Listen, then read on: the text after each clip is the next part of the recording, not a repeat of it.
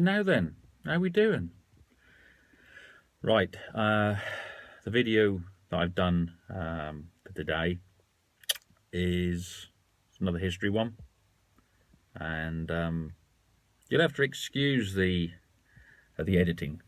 Sort of jumps around here, there, and everywhere because it took a lot of filming, and then obviously had to put it all together, and also obviously it's unscripted. I just bear with it, but very interesting story and good bit of history. Anyway, hope you enjoy it, and thank you all for watching. Welcome to all the new subscribers and new viewers, and we've got, as I said, a lot coming up in the next few weeks, let alone the next year. So got tons on. Anyway, enjoy.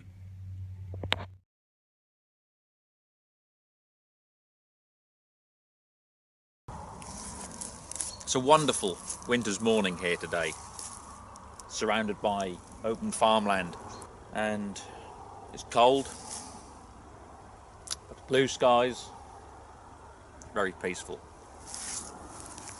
But it wasn't always like that here. It wasn't like that on the 1st of January 1945, New Year's Day, because back then this was what was known as RAF Bardney. It was a bomber command airfield, and this is where 9 Squadron operated their Lancaster bombers. It was back on that New Year's Day in 1945 that the crews of 9 Squadron had been detailed to bomb various German positions on the Dortmund-Ems Canal. At 7:47, Denton's Lancaster opened up and started along the runway. With the freezing conditions, Denton struggled, but he got the Lancaster off and took off and turned up and started to gain height and come round in the circuit above us. By this time, Newton had already started his takeoff run. Newton experienced problems that he thought he had a lack of power on the port side, on the left. But he managed to get off just before the end of the runway and try to climb and come round to follow Denton in the circuit. Buckley had already started his takeoff run behind Newton, but he sensed something was wrong straight away. He wasn't getting power from the 2 port engines. His flight engineer immediately switched over tanks, but this made no difference. And with the power from the 2 starboard engines, even though Buckley chopped the throttles to stop the Lanc yawing, with the momentum they'd already gained, the weight of the fuel, the bomb load, and the ammunition on board, the Lanc screwed round to the left, broke up the undercarriage, and slammed down just over near those woods. But luckily, apart from a few minor injuries, the crew got out unscathed.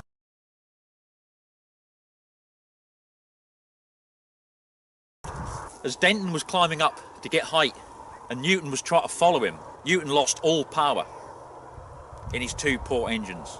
And despite his best efforts, Newton's aircraft hit the ground and exploded in a fireball, the fuel tanks erupting straight away. Above them, the rear gunner, Hayden Price, in Denton's aircraft, saw this happen and he called out on the intercom, "Newton's gone in, Skip." And the whole crew peered out of their turrets and positions, and they saw the black pall of smoke rising hundreds of feet into the air, being driven by the ferocious fire below. The radio operator, a 24-year-old Scotsman, George Thompson, like the rest of the crew, he hoped that somehow the crew had survived. But as he sat back down in his seat, deep down, he was just glad it wasn't them. And as he sat there at his radio, carrying on, getting ready to carry out his duty, he had no idea that in a short few hours he himself would go down in Bomber Command history.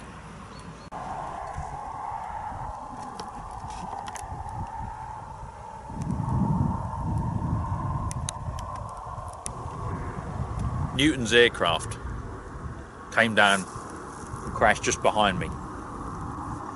The tree that's here standing is one of two that were hit, hence why it's all twisted and gnarled. When the Lanc went in, it exploded in a fireball, the fuel on board just catching fire and going off like a bomb. Luckily, however, the bomb load itself didn't go off. A local farmer who farmed on the airfield was milking his cows that morning, and he heard Newton's aircraft go in. He rushed home, told his wife to grab the kids, take them outside, gather all their bedding and clothing. He was worried that if the bomb load did go off in the Lanc, that the shockwave and blast would level the house, bring it down around him. The young 7-year-old boy, Peter, huddled on the lawn beside his young sister, doing as their dad had told them. As he lay there, he could hear the roar of the fire in Newton's Lanc. He could see the black smoke climbing hundreds and hundreds of feet into the air. He could hear the creaks, bangs and groans of the expanding metal in the inferno. He could hear the ammunition that is exploding inside the fuselage. And as he lay there, all of a sudden he thought he could make out what sounded like the whistle of a train guard. There it was again, and again. Peter sat up and strained to hear where it was coming from. But it continued. And it continued on and off all morning. It was near midday, some hours later, that the crash and rescue crews could get near enough to the wreck of Newton's Lanc. The fire had been so intense they just couldn't get near to it all morning. And in the days to follow, word on the airfield and in the village was that miraculously they'd found a crew member alive. He was in a bad way and had been taken to a local RAF hospital. Other than that, nobody knew anymore. It was some 20 minutes later that they were able to open up and prepare another runway and get the rest of the squadron off to carry on with the mission that morning. As they approached the target and released their bombs, almost immediately Denton's aircraft was hit by flak. The first shell tore a hole in the bottom of the fuselage and started an enormous fire. It severed hydraulic lines, started the ammunition exploding, and cut the communication between the crews. At this point, George Thompson could have grabbed his chute and bailed out. Instead, he looked back and he saw the unconscious figure of his crewmate, the mid-upper gunner, slumped in his turret. Within seconds, a second shell hit the nose of the aircraft, smashing the perspex in the bomb aimer's compartment and tearing the top out of the cockpit. Denton fought to control the aircraft, keep it straight and level. The rush of air now coming in from the front of the aircraft fanned the flames with such ferocity that it turned them into like a massive fireball with a tail like a comet streaking down to the back end of the aircraft. While this was all going on, George Thompson was fighting his way through the flames and burning hydraulic oil and exploding ammunition to reach the mid-upper gunner. Thompson was able to release the gunner, drag him out of his turret and back through the burning aircraft towards the front into relative safety. Thompson beat out the flames on the gunner's clothing with his bare hands, at the same time sustaining horrific burns to his face, his own hands and his legs. If this wasn't enough, Thompson could see the figure of Hayden Price, the rear gunner, and he'd slumped down unconscious, overcome by fumes. Thompson fought his way through the inferno and the burning hydraulic oil and exploding ammunition to reach Hayden Price. Once more, Thompson beat out the flames on Price's clothing with his bare hands. The pain was unbearable. The rush of air coming through the aircraft was so cold that Thompson's burnt hands succumbed to frostbite. He got Price up to the front of the aircraft and laid him down. Thompson still felt that he hadn't done all his duties, and he needed to get up to the front of the cockpit and inform Denton of the situation and the rest of the aircraft. As Thompson reached the cockpit, Denton was struggling to keep the aircraft straight and level. When he turned and saw the figure stood beside him, at first Denton didn't recognise Thompson. Such were his injuries. Thompson told him he'd got the gunners up and they were safe. Shortly after that, Denton made a crash landing. Unfortunately, the mid-upper gunner died of his injuries. And sadly, 3 weeks later, George Thompson died in hospital. He'd started to recover from his injuries, but then he got pneumonia, and he just wasn't strong enough to fight it. But the rear gunner, Hayden Price, he survived. And he survived purely down to the courage, bravery and determination of his crewmate, George Thompson. George Thompson was only 24 years old, and they awarded him the Victoria Cross, albeit posthumously. The Victoria Cross is the highest award that any member of the British or Commonwealth forces can receive. But that was all a long time ago. And today, little is seen or known of what went on here over 70 years ago. The airfield itself has reverted back to farmland, and where once stood the crew huts, storerooms, and blockhouses, nature has taken that back. The young boy that had laid out on the grass, huddled in blankets that morning, listening to the explosions and fire of Newton's aircraft. Peter grew up and eventually took over the farm, and over the years I've done work for Peter. We've become good friends. Peter once told me that back in about the 1970s, he was coming home to lunch and he could see a car parked in one of the gateways.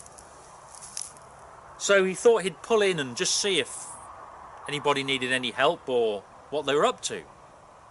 And when he got out, there was a woman and her daughter stood there. And he asked if they were okay, and the woman apologised straight away. She said, "I'm sorry for intruding." He said, "No, that's okay. Are you okay? And, are you all right?" "Yes," she said, "we're fine." She said, we're over from Canada."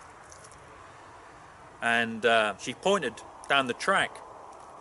And there was a figure of a man walking back towards them. She said, "My husband was here back in World War II." And Peter said, "Oh, that's fine." He said, "We often get veterans come over and look round where they once were and where they'd served back then." As the man approached, he immediately apologised also. And Peter said, "No, there's no worry." He said, "It's nice that you've come back." The man explained that he had served here in World War II, and he was part of a crew of a Lancaster. And that on New Year's Day 1945, they took off to fly a mission to the Dortmund-Ems Canal. And as they were climbing out, they lost power and crashed in that field just over there. Peter looked straight at him and said, "You're Dickie Flynn." There was a look of surprise and shock on the man's face. And he said, "How the hell do you know that?" And Peter said, "Because if you said you crashed over there, there's only one man ever got out of that, and that was Dickie Flynn." And it was. And so Peter and Dickie stood there and talked about those days. And Peter told him how he had laid on the lawn as a young lad, wrapped in blankets, trying to fend off the freezing temperatures. And Dickie explained that as they took off, they just lost power. And despite Newton's best efforts, he just couldn't keep the aircraft aloft. And as they hit the ground, seconds before the aircraft exploded, somehow, miraculously, Flynn was thrown clear of the wreckage. But he was thrown with such ferocity that he broke his back. As he lay there, Through the flames he could see that the other side the crash and fire crews stood there, unable to get near the aircraft. They had no idea that anybody had or could have survived. Peter then said, "This may sound strange, but something that's always puzzled me for all these years." He said, "Could you hear what sounded like the whistle of a train guard?" Dickie laughed. He said, "Yeah, sure I could. That was me." As Dickie lay there with a broken back, unable to move, his cries for help were unheard through the noise of the flames and explosions and ammunition going off. So to try and attract the attention of the crash and fire crews, he reached for his ditching whistle. It was a whistle that was attached to the lapel of the jackets of bomber crews, in case they were shot down and came down in the sea at night. At least that way they could locate each other and maybe make it to the life raft, or give the rescue crews some indication as to where they were. And as Dickie lay there in the grass out on that field, the only thing he could do was blow this whistle. So after all those years, Peter finally knew what that noise was. You often hear about people going on about their rights of a certain standard of living, their rights of freedom, but these aren't a given. These came at a price, and that price was paid by the likes of Dickie Flynn, by George Thompson, and countless others from Canada, New Zealand, Australia, and all over the Commonwealth. It was paid by the men and women of the United States. So when you look around and you see all that we have, the relative freedom and peace that we enjoy today, just remember, it all has a price. Anyway, I hope you all have a very happy, very prosperous, a very healthy New Year. Thank you for watching. Look after yourselves and mind how you go.